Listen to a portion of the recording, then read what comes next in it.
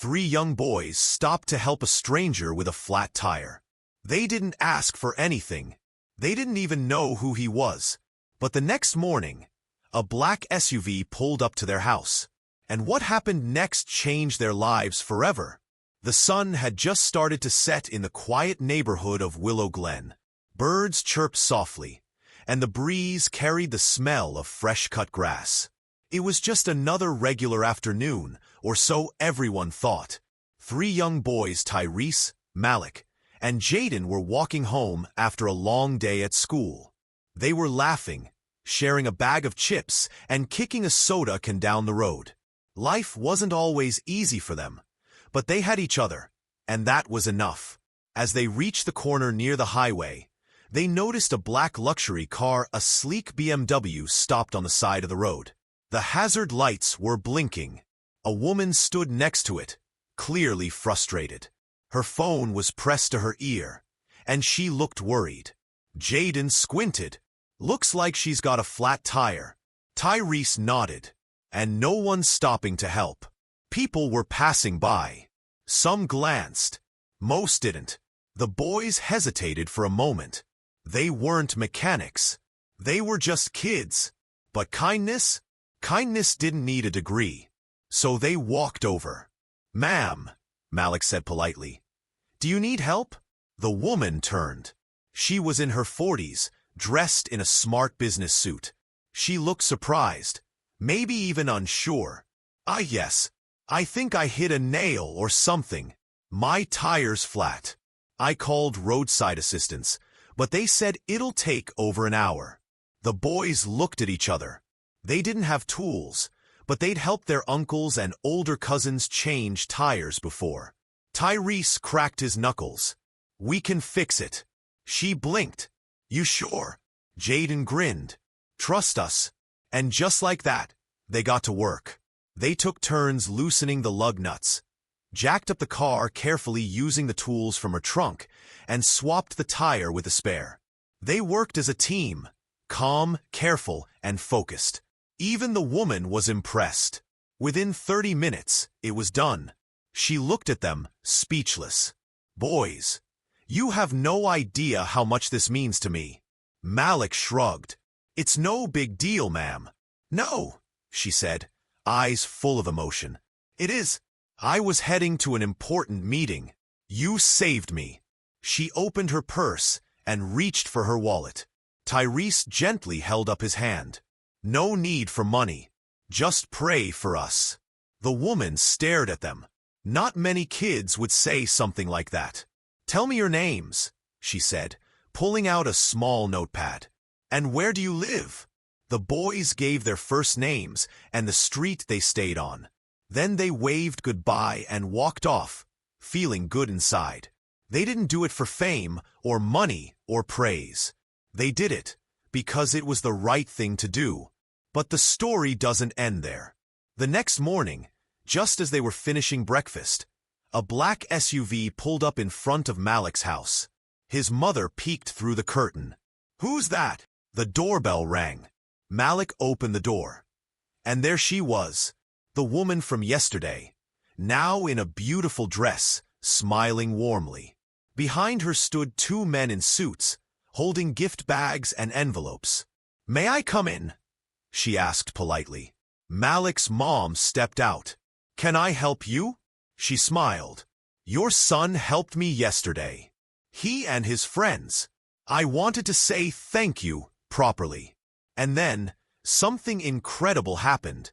She handed each of the boys brand new backpacks filled with supplies, envelopes filled with money for their families, and scholarship offers to a private school she helped fund. She was not just any woman, she was Angela Moore, a well-known CEO of a tech company. "I believe in rewarding kindness," she said. "You didn't ask for anything, but you gave me everything.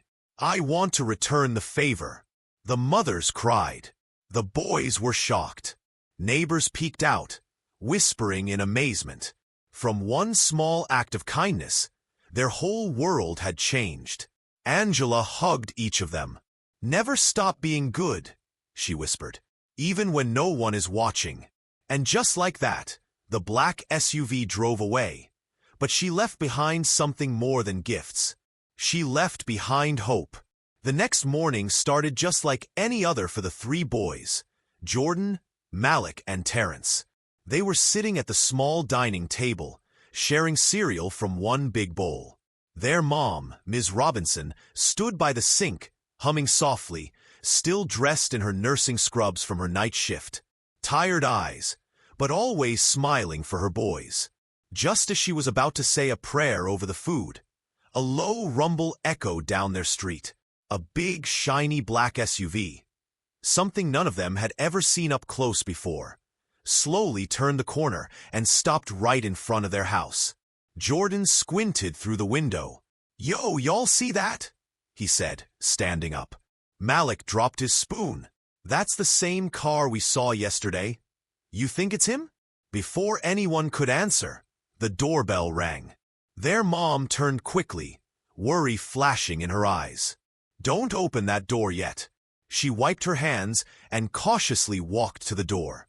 When she opened it, a tall man in a neat black suit was standing there. He didn't look scary, but something about him seemed important. "Good morning," he said kindly. "I'm here to see Jordan, Malik, and Terrence." The boys peeked around their mom's legs. "I believe you helped someone yesterday with a flat tire?" They nodded slowly. "I work for Mr. Harris," the man said. He wanted to say thank you personally. Before Ms. Robinson could ask more questions, a second man stepped out of the SUV, and this time, it was the same man from yesterday.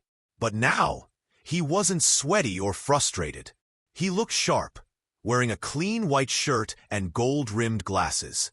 Behind him stood a young girl about their age, dressed neatly in a school uniform. She smiled and waved. "Hi," the man said warmly. "Boys, yesterday, you didn't just help fix a flat tire.